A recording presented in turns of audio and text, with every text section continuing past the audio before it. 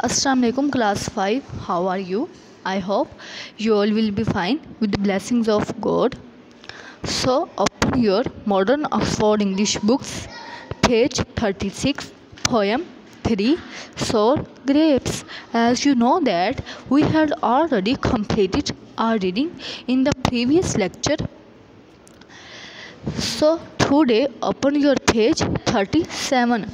आज हम इसकी एक्सरसाइज ए के क्वेश्चन 1 के 4 parts A B C D के आंसर करेंगे। तो बच्चों मैंने क्वेश्चंस इधर नहीं लिखे, आप अपने सामने अपनी बुक्स खोलेंगे और वहाँ से क्वेश्चन देखेंगे और इधर से आंसर देखेंगे। The first question is that did the fox really want the grapes? Yes, the fox really want the grapes. क्या fox वाकई चाहती थी कि वो grapes को हासिल करे? Yes, the fox really want the grapes. The second question is that what was so attractive about the grapes? अब attractive word क्या होता है? ये attract से निकला है। attract होता है किसी चीज़ को अपनी तरफ खींचना। तो ग्रेप्स की कौन सी ऐसी बात थी जो फॉक्स को उसकी तरफ खींच रही थी? The thing that is so attractive about the grapes is that the grapes were rich, ripe and purple red. Rich mean बड़े हुए थे, राइप पके हुए थे एंड पर्पल रेड और गहरे सुर्ख थे। ये जो बात थी अंगूरों की कि वो पके हुए थे, बड़े हुए थे और गहरे सुर्ख थे, उनका कलर बहुत अच्छा था, ये फॉक्स को उनकी तरफ मायल कर रही थी, अट्रैक्ट कर रही थी। The next question is that which words are used to describe the grapes in the first verse? Which words are used in the third verse? अब हमने पहले भी पढ़ा है, क्लास में हम पढ़ चुके हैं कि ऐसी चीज़ जो नाउन को डिस्क्राइब करती है, ग्रेप नाउन है ना, ग्रेप्स, तो ऐसी चीज़ जो नाउन को डिस्क्राइब करती है वो क्या कहलाती है? एडजेक्टिव। तो उन्होंने हमसे पूछा है कि पहले और तीसरे पैराग्राफ में कौन सी एडजेक्टिव्स हैं जो ग्रेप्स को डिस्क्राइब कर रही हैं। तो in the first verse lovely, rich, ripe and purple red, and in the third verse mean and common. These words are used to describe the grapes. First verse में lovely खूबसूरत, rich भरे हुए, ripe पके हुए and purple red और गहरे सुर्ख।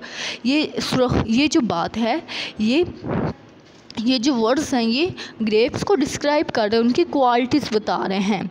And in the third verse जो तीसरा पैराग्राफ है उसमें मीन होता है मिजरेबल, बेकार चीज़, एंड कॉमन और जनरल थिंग, आम चीज़। ये जो तीसरे वर्स में वो बता रहे हैं कि जो ग्रेप्स हैं वो बेकार हैं और आम हैं। तो इस तरह ये जो वर्ड्स हैं ये ग्रेप्स को डिस्क्राइब कर रहे हैं।